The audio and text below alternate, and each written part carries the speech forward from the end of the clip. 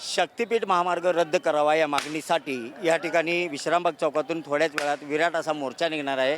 आपण पाहू शकता या ठिकाणी ज्या ज्या जिल्ह्यातून हा मोर्चा जात आहे त्या सांगली जिल्ह्यातील सर्व तालुक्यातील शेतकरी बांधव महिला या ठिकाणी मोठ्या संख्येने जमा व्हायला सुरुवात झालेली आहेत। सांगलीतील विश्रामबाग चौकातून क्रांतिसिंह नाना पाटील यांच्या पुतळ्यापासून या मोर्चाला थोड्याच वेळात सुरुवात होणार आहे आणि हा मोर्चा जिल्हाधिकारी कार्यालयावर धडकणार आहे। या मोर्चाचे नेतृत्व राजू शेट्टी, त्याचबरोबर माजी आमदार जयंतराव पाटील, आमदार विश्वजित कदम, त्याचबरोबर या ठिकाणी खासदार विशाल पाटील, बंटी पाटील हे सर्व मातबर नेते या ठिकाणी येऊन करणार आहेत आणि थोड्याच वेळात या ठिकाणी विश्रामबागवरून या मोर्चाला सुरुवात होणार आहे। एकंदरीत पाहिलं तर शेतकऱ्यांची संख्या या ठिकाणी मोठ्या प्रमाणात आहे, त्याचबरोबर दुसऱ्या बाजूला महिलांची संख्यासुद्धा या ठिकाणी मोठ्या प्रमाणात आहे। आपण पाहू शकता आपल्यासोबत या संदर्भात बातचीत करण्यासाठी या ठिकाणी काही शेतकरी बांधव आलेले आहेत। तुमचं गाव सांगा आणि नाव सांगा आणि का आलाय? माझं नाव शैलेश शामराव पाटील, उरून ईश्वरपूर, वाळवा तालुका। या ठिकाणी आम्ही जो शक्तिपीठ महामार्ग सरकारनं आमच्या शेतकऱ्यांच्या जमिनी हडप करण्यासाठी जो न मागितलेला रस्ता जो आमच्यावर लादलेला आहे त्याला विरोध करण्यासाठी नुसता विरोध करणे असं नाही, आम्ही हा शक्तिपीठ महामार्ग कदापि होऊ देणार नाही।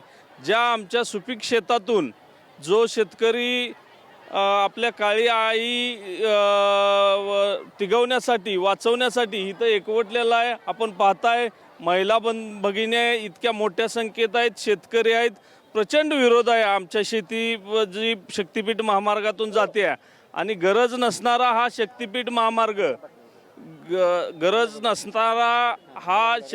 महामार्ग आमच्या तालुक्यातून ह्या सांगली जिल्ह्यातून कोल्हापूर जिल्ह्यातून जो जात आहे, कशासाठी हा शक्तिपीठ महामार्गाचा अट्टास हे सरकार करत आहे आम्हाला कळत नाही। जो पूर्वीच नागपूर सोलापूर सांगलीपर्यंतचा मार्ग आहे त्या मार्गाला सध्या त्या मार्गाची अवस्था अशी आहे, त्या मार्गावर टोल नाके, त्या कॉन्ट्रॅक्टरला टोल नाके चालवणं सुद्धा अवघड आहे। तो मार्ग जो नागपूर ते सांगली जो पूर्वीचा आहे त्या मार्ग मोकळा पडलेला असताना हा नवीन शक्तिपीठ महामार्ग कशासाठी हा अट्टास केलेला आहे।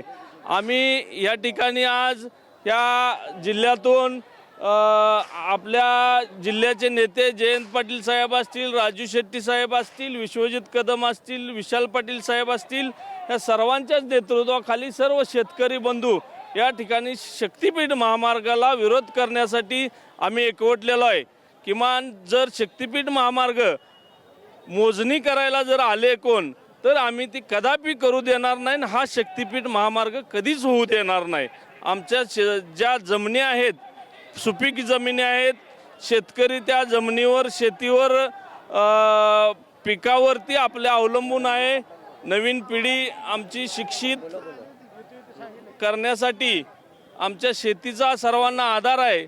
शेती जर आमची नष्ट झाली या शक्तिपीठ महामार्गातून नुसत्या शेत जमीन जाणार नाहीत तर त्या आजूबाजूच्या 1-2 किलोमीटर जमिनी नापीक होणार आहेत। हे शक्तिपीठ महामार्ग म्हणजे एक धरणच होणार आहे। आम्ही त्यासाठी विरोध करण्यासाठी इथं जमलेलो आहोत। आपल्याबरोबर आणखी काही शेतकरी बांधव आहेत। मला सांगा, तुमचं नाव सांगा आणि तुमचं गाव सांगा, कुठून मार्ग जाणार आहे आणि काय नुकसान होणार आहे? माझं नाव रणजित जगदीश पाटील, लोकनियुक्त सरपंच कामेरी। या शक्तिपीठ महामार्गात वाळवा तालुक्यातून मसूचीवाडी बोरगाव इथून हा शक्तिपीठ महामार्ग सुरू होतोय आणि शेवटचं गाव आयतोडे खुर्द, मसूचीवाडी, बोरगाव, जुनेखेड, नवेखेड, उरून ईश्वरपूर, वाळवा, कामेरी, इटकरे, येडेनेपाणी, कुर्डप आणि आयतोडे खुर्द असा हा महामार्ग आहे। संपूर्ण तालुक्यात जवळजवळ 950 एकर जमीन या शक्तिपीठ महामार्गात जाणार आहे आणि सगळी जमीन ही 100% सुपीक जमीन आहे। सरकारनं घाट घातला आहे की पैसे देऊ पण या पैशानं आमची सुपीक जमीन परत येणार नाही आहे। ह्या क्वालिटीची जमीन आम्हाला त्या पैशानं मिळणार नाही। बाप आज्यानं जी जमीन आमच्यासाठी ठेवल्या ती जमीन आम्हाला पुढच्या पिढीलासुद्धा आम्हाला ती उपयोगाला असणार आहे।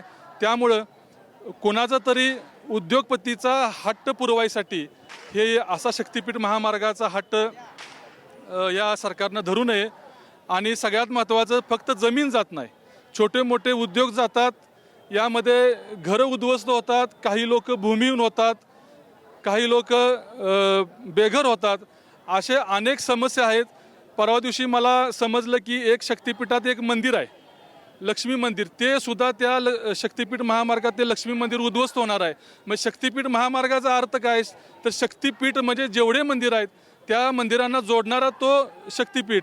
आणि मग मोठे मंदिर जोडत असताना मग छोटे मोठे जे मंदिर आहेत हे उद्ध्वस्त करायचे का आपण?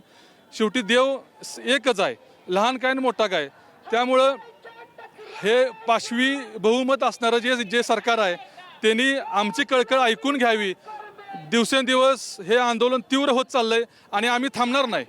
प्राण गेला तर चालेल, पण आम्ही मागे हटणार नाही. नक्कीच आपण पाहू शकता, प्राण गेला तर हरकत नाही, पण आम्ही मागे हटणार नाही असा इशारा दिलेला आहे. या ठिकाणी आणखीन काही शेतकरी बांधव आहेत. नाव सांगा, कुठलं गाव आहे आणि शक्तिपीठ महामार्ग रद्द झाला पाहिजे या भूमिकेसाठी तुमची काय भूमिका आहे? माझं नाव शहाजी राजाराम पाटील, वरुण ईश्वरपूर. आमच्या वरुण ईश्वरपूरची जी जमीन आहे ती पूर्ण बागायत जमीन, 100% बागायत जमीन आहे. आणि ही जमीन ज्यांना गेली तर निश्चित वरुण ईश्वरपूरच्या बहुसंख्य शेतकरी हा भूमिहीन होणार आहे त्या ठिकाणी. आणि निश्चित माझीसुद्धा त्या ठिकाणी 6 एकर जमिनीतून हा शक्तिपीठ महामार्ग जातो. निश्चित आम्हा सर्वांना त्या ठिकाणी अशा पद्धतीची एक सरकारला विनंती करायची आहे की एक पर्यायी रस्ता 12-13 किलोमीटरच्या अंतरावर असताना हा शक्तिपीठ कशासाठी?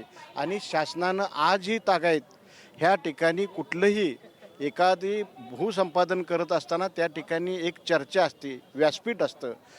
कुठल्याही पद्धतीचं चर्चेचं आणि व्यासपीठ अजिबात न करता ह्या ठिकाणी रात्रीच्या वेळेला ड्रोनद्वारे ह्या ठिकाणी मोजणी करण्याचा जे घाट कशासाठी? तुम्ही शेतकऱ्यांच्या विरोधात आहे का? आणि विरोधात असाल तर त्या ठिकाणी ह्या शासनानं स्पष्ट सांगावं की आम्ही पूर्ण शेतकऱ्यांच्या विरोधात आहे आणि आम्ही ह्यामुळंच ही पाऊल उचललं आहे. निश्चित ह्या ठिकाणी मी शासनाला अनेकदा कळकळीची विनंती करतो. आज तर वाळवे तालुका हा पूर्ण वाळवे तालुका घरातला माणूस राहिलेला नाही, अशी सर्वजण सांगलीमध्ये ह्या ठिकाणी आलेले आहेत. आणि निश्चित हे करत असताना ज्या जमिनी तर जाणारच आहेत, पण जमिनी जात असताना त्या ठिकाणी ज्या 12-13 फूट उंचीचा जो रस्ता होणार आहे त्या 12-13 फूट, समजा माझी जमीन आज अशी अवस्था आहे 6 एकरातून मधून जातोय, 15-20 गुंठ माझी जमीन पलीकडे राहत्या, त्या जमिनीला मी जाणार कसा? हाही प्रश्न त्या ठिकाणी माझ्या मनामध्ये आहे. आणि निश्चित ह्या शासनाला परमेश्वरानं शक्तिपीठाची जेवढे देवस्थान आहेत ह्या देवस्थानाला सुद्धा आम्ही विनंती करतो की या शासनाला एक चांगली बुद्धी द्यावी आणि हा शक्तिपीठ कुठल्याही परिस्थितीत रद्द करावा अशा पद्धतीची विनंती करतो. नक्कीच आपण पाहू शकता, देवानं यांना चांगली बुद्धी द्यावी अशी मागणी सर्व शेतकरी बांधव करत आहेत. तर दुसरीकडे शक्तिपीठ रद्द होत नाही तोपर्यंत आम्ही मागे हटणार नाही असा इशारासुद्धा राज्य सरकारला या सर्व शेतकरी बांधवांना दिलेला आहे. राज्य सरकार काय भूमिका घेतं हे पाहणं महत्त्वाचं ठरणार आहे. मात्र आजचा मोर्चा हा अतिशय मोठा आणि विराट स्वरूपाचा आहे हे मात्र नक्की आहे. कॅमेरामन रोहितसोबत मी शंकर देवकुळे, TV9 मराठी, सांगली.